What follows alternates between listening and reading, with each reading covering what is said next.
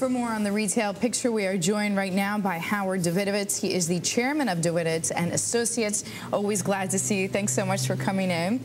So this year, I mean, you expected a really bad holiday season. You said last year was the worst in 40 years. This year is going to be worse, but it looks like things aren't so bad after all. I mean, U.S. retail sales rising an estimated 3.5%, actually a little better than that. So what do you make of the numbers? Let's start with the 3.5%. If it's real, and of course I don't believe it is, you have to account for the extra day, so the 3.5% becomes 1%. That's if the 3.5% is real. Why because this week is 15%. When we finish this week, the 3.5 becomes 1 because there was an extra day between Thanksgiving and Christmas. So that's enough to skew the data. Of course. The next thing that's going to happen is we're going to see the comp store sales shortly.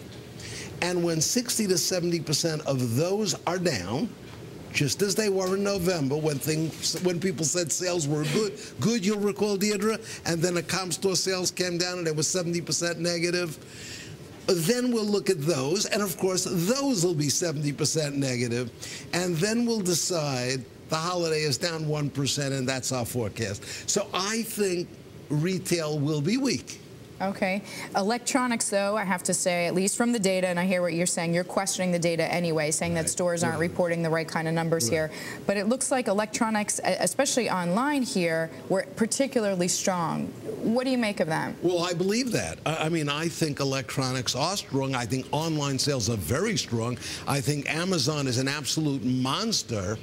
Absolutely. I think online business has been very good. The problem is it's 4% of retail sales. So if it's up 16%, it hardly moves the needle. But yes, I do believe that online sales have been very strong. And the colder weather, a lot of people pointed out, really helped that. We had that huge snowstorm, so more people went to the internet than they normally would. I couldn't agree more. I think online sales were very strong. It's a growth area. It's going to continue to grow. I think the bottom line is the American consumer continues weak. When we see the comp store, let's talk about what just happened. Kroger just announced an $850 million loss. Now, that's the largest traditional food retailer in America. They say jewelry's good. Zale's the largest jewelry up 5.5% fantastic. November, Yeah, November, December.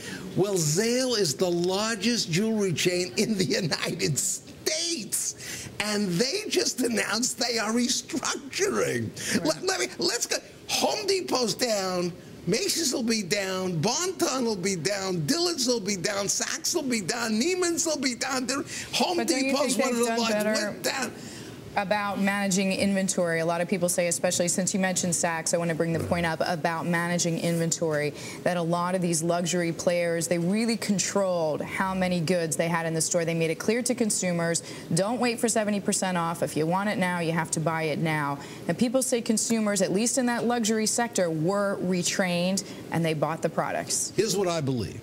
I believe on the blocking and tackling part of the business, retailing did a hell of a job. They closed bad stores. They slashed expansion. They did a lot of great refinancing. They cut their cost to the bone.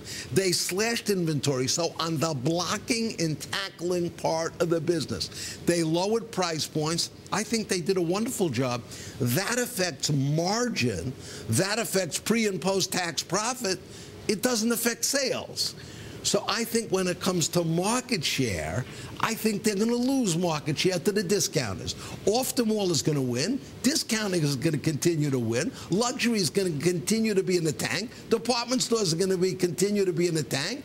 And when you and I look at the list of all of those apparel businesses, most of them will be down. TJ Maxx and Ross will be up because they're in the discount sector doing wonderfully. And that's exactly what's going to happen. So you think investors, or rather consumers, are still very much price point conscious? That's the #1 decision they are using when they buy gifts. Number 1 to 10, because let's look at the consumer. Last year at this time, unemployment was 7.8. Now it's 10.